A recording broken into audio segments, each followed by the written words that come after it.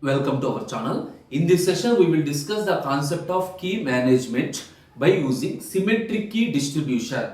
First of all, what is meant by symmetric key? Only one key is used for both encryption and decryption. For example, if A wants to send some message to B, first A encrypt the message by using some key K. The same key is used by the receiver to decrypt the message. That is the symmetric key. Now here what is mean by key management? Here the simple logic is if A wants to communicate with B, the message is encrypted assume by using a key K1. Now A wants to communicate with C. He uses the key K2. Suppose communicate with D, K3 and so on. That means if one person wants to communicate with n number of persons, how many keys we required? We required n number of keys. Why? Suppose K1 is used here also? No. If K1 is used here also, this message is hacked by C. That is the reason between each two members different keys are used. If one member wants to communicate with n number of persons, n keys are required. So managing and distributing this n number of keys is very difficult. To overcome such a problem, we are using a key distribution center, or simply called as KDC. Simply it is a trusted third party. The main purpose is to create the session keys between the sender and receiver. Now what is the use of KDC? We will discuss in detail. Assume this is the KDC where all our keys are shared. For example, A, B, C are the three persons. D, E, F or some other three persons. How the communication is established? For example, if A wants to communicate with D, one key is created. A wants to communicate with E, another second key is created with A. If A wants to communicate with F, third key is created with A. Instead of that, only one key is created for each member and that key is shared to the KDC. Now KA is the key that is for A. Now KB is the key that is shared to KDC. KC is the key that is shared to KDC. KD is the key. Similarly KE, KF. Now what you understand? Even if one person wants to communicate with n number of persons, we are not creating n number of keys. Each member is associated with only one key and that key is shared to KDC. Now depending upon the requirement of sender and receiver, the KDC creates the session keys. KDC create the session keys. Here what? How the communication is established? The basic scenario simply without moving any difficulty. First, assume the persons are A and B, or Alice and Bob are the two persons. Alice is the sender, Bob is the receiver. First, if Alice wants to need B, that is, Alice wants to communicate with Bob, simply he sends some request to KDC that I need to communicate with Bob. Directly, Alice does not communicate with Bob. First to Alice communicate with KDC. I need to communicate with Bob. Generally KDC contact Bob such that Alice wants to communicate with you or you agree. Suppose if Bob agree, then what happened? The KDC creates the session key. The KDC creates the session key that is shared between Alice and Bob and establish the communication. Once the communication is completed, the session key is expired. Now the most important thing is how the session key is created. That is the most important. Why? The KDC contains only the keys of each members, Now how the session key is created? There are multiple ways to create the session keys. Now here we will discuss two ways. The first one is simple protocol. That is the basic approach. A simple protocol which is used to create the session key. Assume as usual this is my KDC.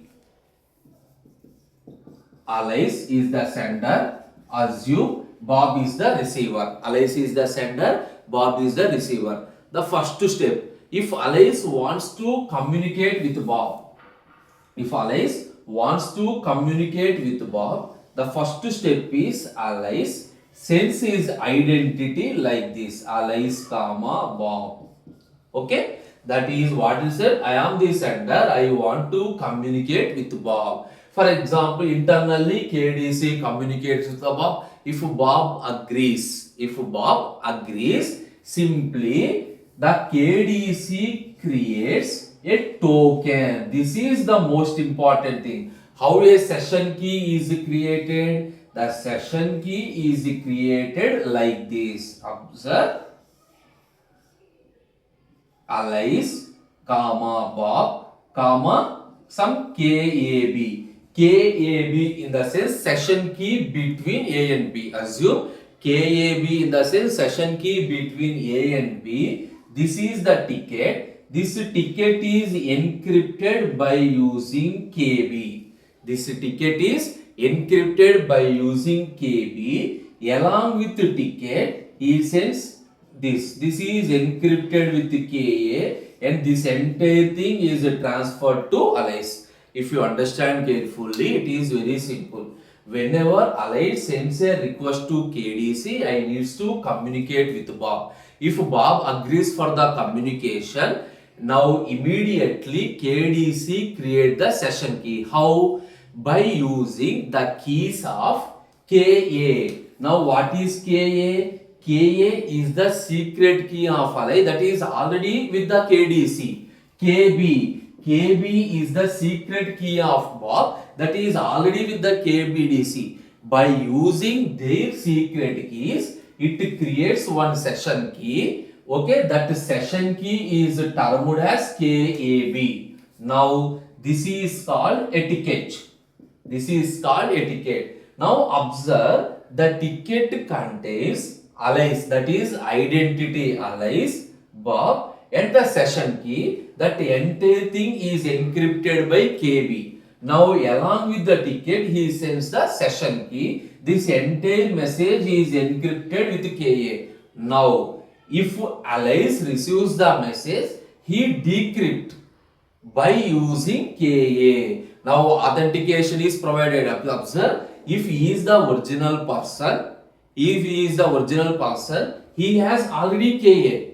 This is encrypted with KA. If he is in a position to decrypt, means he is the original person. Suppose if this entire message is received to some third person, he is unable to decrypt. Why? He doesn't know the value of KA. Why? KA is already initially shared with KDC. Suppose if he decrypt the message, now after decrypting, what he know? He knows the session key between Alice and Bob's along with the ticket. Now, is Alice decrypt? No. Why? This ticket is encrypted with KB. Now, what this is the third step. In this step, simply he sends Alice, Bob, and the session key. The same whatever the ticket that is received by the Alice, the ticket is sent to Bob.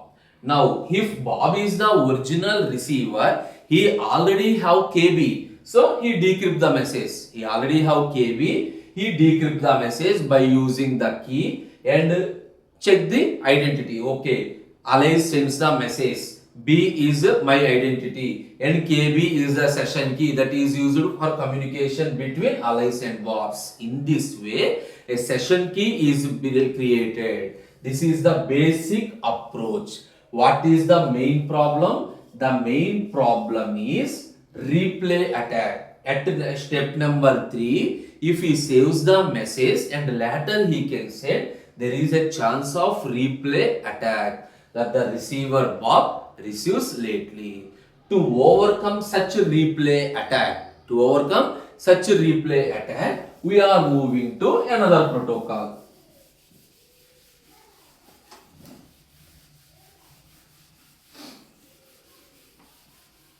Okay, got it? So KA and KB already shared with the KDC. If he is the original answer, then only they decrypt the message. Otherwise, they are unable to decrypt the message. So we are moving to another protocol. The another protocol name is Needham and Schroeder Protocol. So here also we are using the same procedure whatever we are using previously, along with it uses two names RA, RB. So RA, the nonce that is used by the allies, RB is the nonce that is used by Bob. What is a nonce? Nonce is simply a random number which is used to avoid replay attack. Random number which is used to avoid replay attack. The procedure is same. So at the allies side, first allies assume this is the KDC. The first thing is as usual same. If allies wants to communicate with the Bob, he sends allies, I want to communicate with Bob. Here along with he sends RA, some random number, he sends RA. Okay.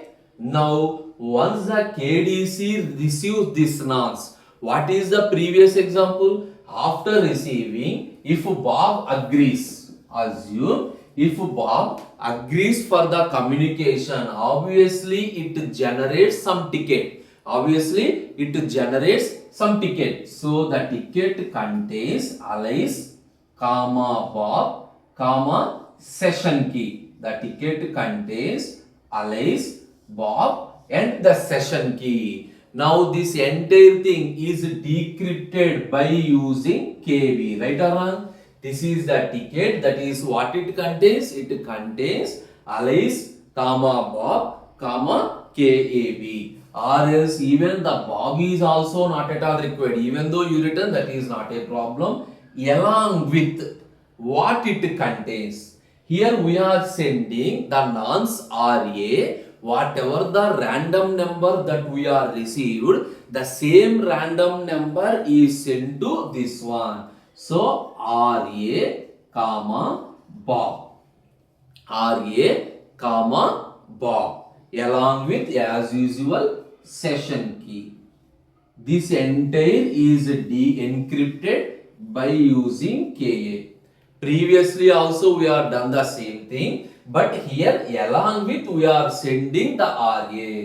So this is received here. Once this message is received, if he is the original author, he decrypt the message. After decrypting, so if he receive the same RA, okay, and I need to communicate with Bob and I know the session key. By using the session key, I am communicating with Bob. What he generates? Simply he transfers the allies KAB and the ticket that is encrypted with KB. And the ticket that is encrypted with KB that is moved to the Bob. Simply he decrypt. He is unable to decrypt. Why? Because this is encrypted with the secret key of Bob. Once the Bob is received, now the thing is to avoid replay attack. Bob sends some challenge, that is sends some RB, and this is encrypted with the session key. This is transformed to A. RB is the random number. Immediately what happened? He sends RB -1 encrypted with the same session key and transformed to the receiver. What is the meaning here? So Bob sends some random number to Alice by encrypted by using session key. Only Alice knows the session key. If decrypt the message and instead of sending the original message, he sends the message RB -1. Once this message is received by the Bob understand that whatever the message I send, that message is decrypted. Then only he send this modification message. That means there is no replay attack. Generally, this is called challenge response. Actually, this is called challenge. This is called response. Challenge response mechanism, which is used to avoid replay attacks. These are the different ways of creating the symmetric key distribution. That is the creation of session keys, establishing connection between the sender and receiver. Now if you observe, once the connection is completed, obviously the session key is also terminated. Now if you want to another connection, again by using the key, we are creating a new session key. This is finally key management with symmetric key distribution. Thank you.